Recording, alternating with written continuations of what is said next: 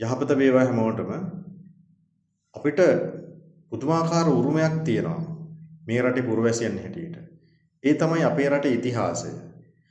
අපිට මහා වංශය, දීප වංශය, තූප වංශය වගේ ඉතිහාසය සම්පූර්ණයෙන්ම ලියවිච්ච මූලාශ්‍ර තියෙනවා. ඒ වගේම සෙල්ලිපි වගේ තව විවිධ මූලාශ්‍ර අටුවාවන් අපිට හොයාගන්න පුළුවන්. හැබැයි සමහර රටවල් වලට තමන්ගේ ඉදිරි පරපුරට කියලා දෙන්න ඉතිහාසයක් නැහැ.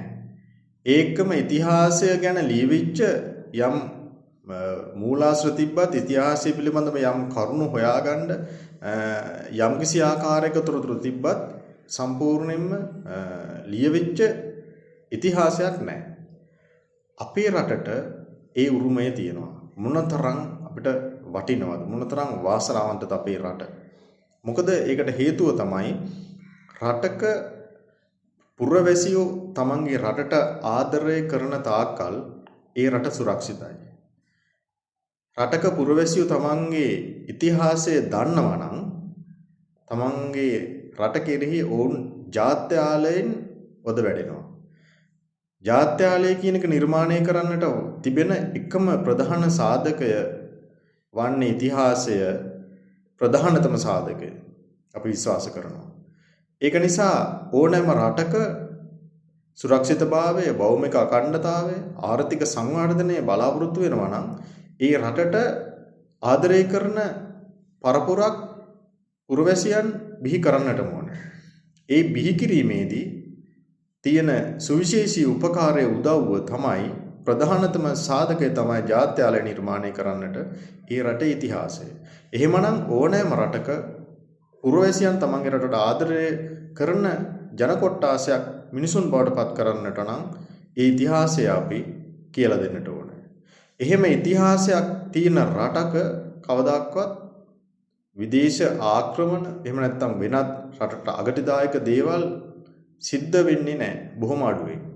හැබැයි සිද්ධ වුණත් ඒවා ඒ රටේ මිනිස්සු තමන්ගේ රටට ආදරය කරන හන්දා ඒවා ජය ගන්නවා.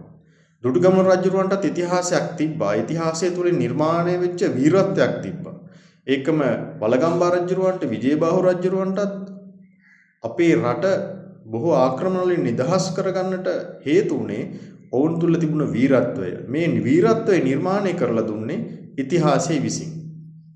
ඒකම 30 වසරක යුද්ධයේ අපිට ජය ගන්නත් අපේ රටේ ඉස්සරහට ගියේ ගොඩක් ඉතිහාසය දන්න දරුවෝ මේ රටට ආදරය කරපු නිසා. ඒ ආදරය කරන්නන් බවට පත් උනේ මේ රටේ දරුවෝ කොහොම හරි ඉතිහාසය ඉගෙන ගන්න තිබුණා. ඒක නිසා ඉතිහාසය කියන්නේ රටක ආර්ථික දියුණුවටත් භෞමික අඛණ්ඩතාවයටත් ඉතාමත්ම වැදගත් විදිහට භාවිතා කරන්න පුළුවන් ප්‍රධාන සාධකයක්. ඒ නිසා සමහර රටවල් දුක් වෙනකොට සමහරුන්ට ඉතිහාසයක් නැහැ කියලා කියනකොට ඉතිහාසය ගැන ලියවිච්ච පොතපත නැහැ කියලා කියනකොට අපිට හැම එකක්ම තියෙනවා. එහෙනම් අපි ඉතිහාසය වැඩිපුර ගන්නන්න ඕන කාලයක්. ඉතිහාසය අපේ රටේ විශ්පාසල් විසින් අයින් කරන්න ඕන කාල සීමාවක් නෙමෙයි. මොන්ටිසෝරියන් කාලේ, ගෙදරදී, පාසලේදී, උසස් පෙළදී, සාමාන්‍ය පෙළදී විතරක් නෙමෙයි. උසස් අධ්‍යාපනයේදීත් අනිවාර්යෙන් ඉතිහාසය කියන විෂය අනිවාර්ය කරන්නට ඕනේ. ඒකම රැකියාවක් ලබා ගන්නකොටත් ඉතිහාසය පිළිබඳව තිබෙන දැනුම පරීක්ෂා කිරීම සිද්ධ කරන්න ඕනේ. ඒ වගේ තත්වයකට මේ රටේ ඉතිහාසය කියන විෂය ගේන්න ඕනේ. එහෙම වුණොත් මේ රට බොහෝ සුරක්ෂිත වෙයි. මේ රටේ අපි පහුගිය දවස්වල දැක්කා මේ රටෙන් හොරකම් කරා කිව්වා, රාජ්‍ය නිලධාරීන් හොරකම් කරා කිව්වා, දේශපාලඥයෝ හොරකම් කරා කිව්වා.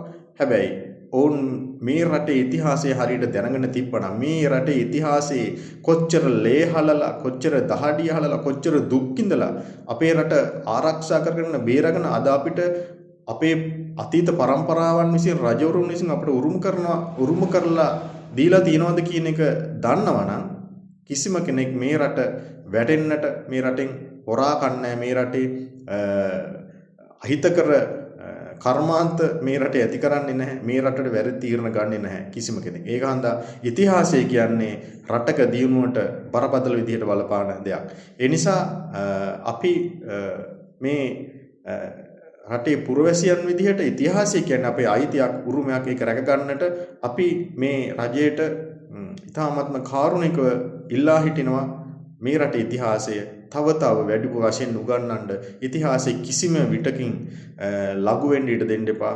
ඒක බාල වෙන්න ඉඩ දෙන්න එපා. ඉතිහාසය කියන එක මේ රටේ හැම දරුවෙකුට උගන්වන්න කටයුතු කරන්න කියන එක අපි ඉල්ලා සිටිනවා.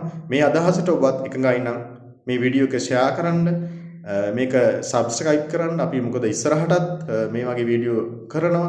මේ රටේ හැම පුරවැසියෙක්ගේම අයිතිය වූ අපේ උරුමය වූ ඒ ඉදිරියට රැගෙන යා යුතු ඉතිහාසය අපි හැමදාම ඉගෙන ගන්න රටක් බවට පත් කරමු.